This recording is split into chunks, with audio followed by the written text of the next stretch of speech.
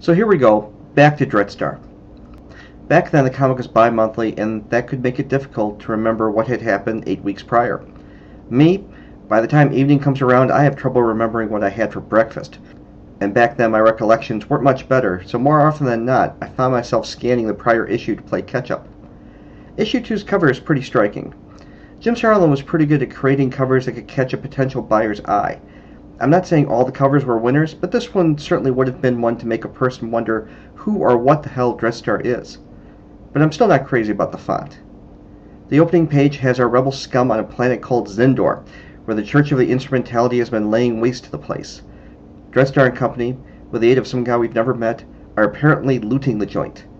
Well, that makes sense after all. How do you think that we fund this organization, huh? We're not exactly the March of Dimes. It's fake. Willow is in the foreground. It's her job to play lookout while the menfolk do the heavy lifting. While she waits for the guys, Willow ruminates on why they're on a planet on the brink of falling into instrumentality hands, and it turns out Vantha and the gang aren't looting. In the wake of all the chaos war brings, it's a buyer's market, and they're scooping up deals like it's a trip to Ollie's. Speaking of which, did you hear Marvel dumped some 250,000 trade paperbacks on the cheap-ass retailer? Guess where I'm going this week. Willow's thoughts are interrupted by a gang of retreating soldiers eager to get off the planet. They're eyeing the gang's ride when Willow tries her best to dissuade them from doing anything stupid. I'm sure that Willow's pleas for peace and accommodation will be met with a reasonable... Oh, wait. It ends in a shootout. Never mind. Is it me, or is the lead guy's gun kind of phallic-y? And his saying drill her has some pretty unsettling undertones. Vantha and the guys hear the gunplay and race to investigate, only to find Willow walking away from an alley full of corpses. I love the look on Odie's face. It's like he's not really used to seeing gruesome death close up. It's a nice little touch implying he's not as hardcore as some of the others. Back on board the ship, Vantha tells the final member of the team, Syzygy, that they lucked out and have enough for 3 units. Units of what we don't know, but it has something to do with their mysterious Plan M. Sis wonders who the hell the new guy is, and Vantha and Eddie explain he's Schivo Flatus, an expert in material transport, or in other words, a smuggler. Looking at the guy, I could kind of see he's what you get if you cross Han Solo with Chewbacca and chew one of those pieces of dinner gum from Willy Wonka. Willow asks Vantha if she can be excused from unloading the swag, as killing nearly a half-dozen men makes her kind of tired, and Dreadstar has no problem with it.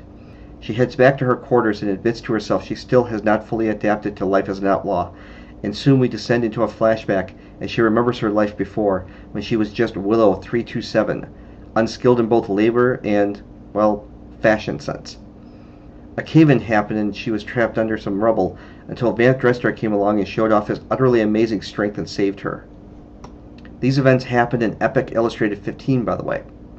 Willow followed the group back to their ship and stowed away, but she was soon found. She explained that she saw hope in Vant's eyes and had to come along. Me?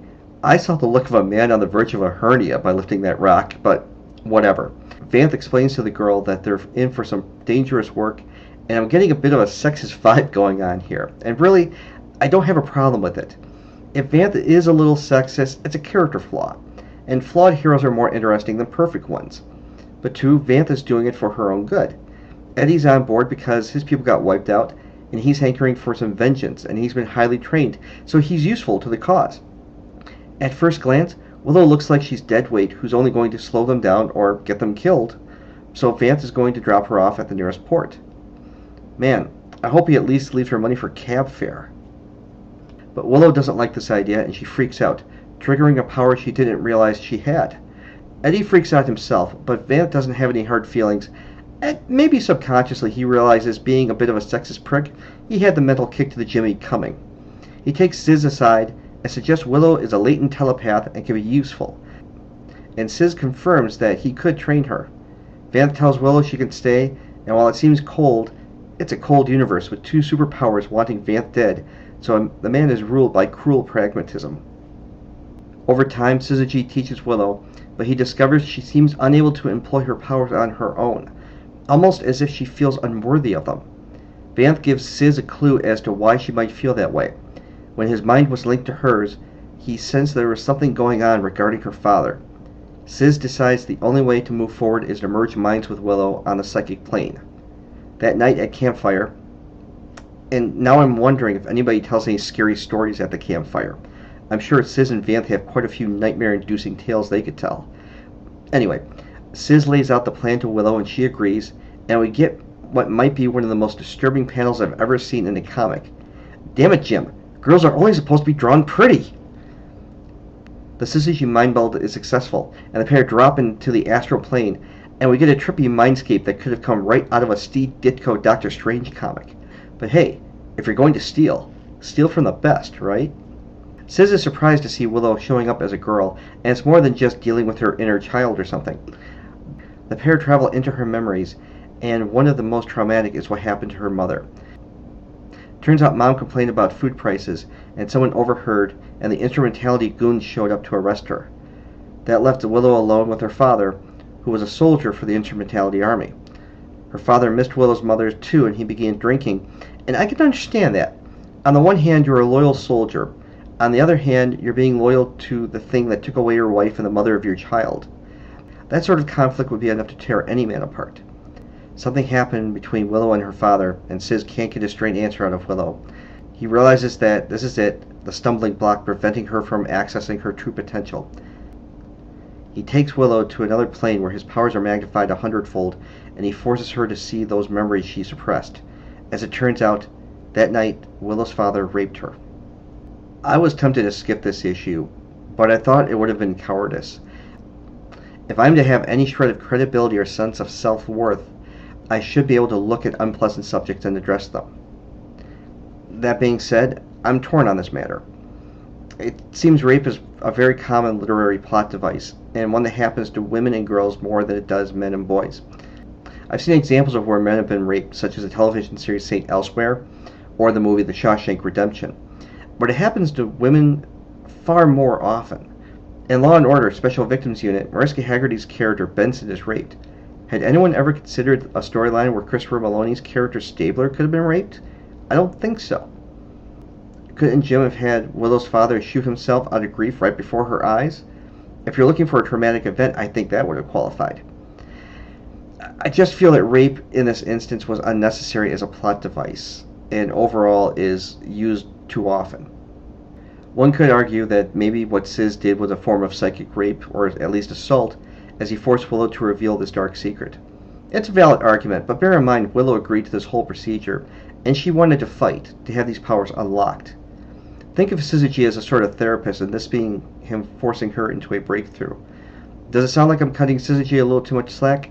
Maybe, yeah, but I honestly feel he has the purest of motives here, that he sees Willow as a broken person and can't start healing without confronting the darker parts of her psyche. Willow blames herself for her mother being arrested and for her father raping her, but Sis assures her that she is a good person who is the victim of a soulless system and a broken man who betrayed a child's trust. He then shows her her very soul, pointing out that what had happened was due to a sickness in her father. What I love here in the bottom panels is how Starlin uses color and shadow to help convey a sense of menace and foreshadowing of what is to come. On the following page, Willow flies to the soul, and the results are disastrous. It's as if Willow's motives are not the purest as she makes a grab for this power, that perhaps in the wake of the revelation that she is the victim and her father is the monster, that she wants this power to get revenge on the man. The pair wind up back at the campfire, and we discover that Willow has been blinded by the experience. Syzygy murmurs that there is always a price for power. He has Eddie think of a number, and Willow is able to read his mind. More than that, with a little concentration she can see through his eyes as well. Sis and Vanth are both immune to her powers, probably because they're obviously higher level, and Vanth possesses a magic item. But the wizard shows her that she can see out of his cybernetic eye.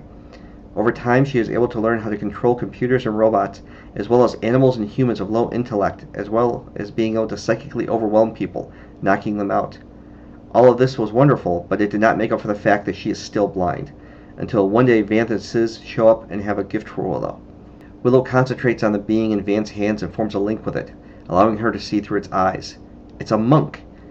And I'm not going to rag on Starlin for not coming up with a cute name like Ewok or something. Monk works just fine. Vanth tells her she has to give it a name. Why, Vanth?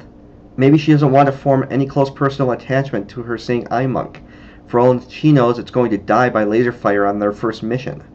But Willow agrees, and she calls it Rainbow. Back to the present. Well, the comics present. The whole thing takes place thousands of years in our future since Earth was blown up in 1981. Willow, speaking to Monk, talks about how she can't fall apart, not when her friends need her. The story closes with her saying that she can call upon the white light and everything will be alright, implying that she has found her inner strength. Dreadstar issue 2 is pretty disturbing. It's the first time in my memory I ever came across any fictional work where a child was abused. Starling could have found other ways to provide Willow with a traumatic experience without going there, but I'm not going to condemn the man for making what I think was one creative mistake. And I guess I can see it from the other perspective, in that you can't address a problem without writing about it, and perhaps Starling was attempting to bring the issue to light. What I do appreciate is in issue 4, Starling and editor Archie Goodwin published letters speaking out for and against the subject appearing in the comic, so the staff did not shy away from criticism, and I can't help but respect that. I was glad to see that Willow got her own origin story, and reservations aside, it's well done. The art in issue 2 is top-notch, and I especially love the Ditko-esque psychedelic sequences. As always, I hope you liked the recap and review, and if you did, please give me a thumbs up and share the video. And if you're so inclined, subscribe. Have a good one.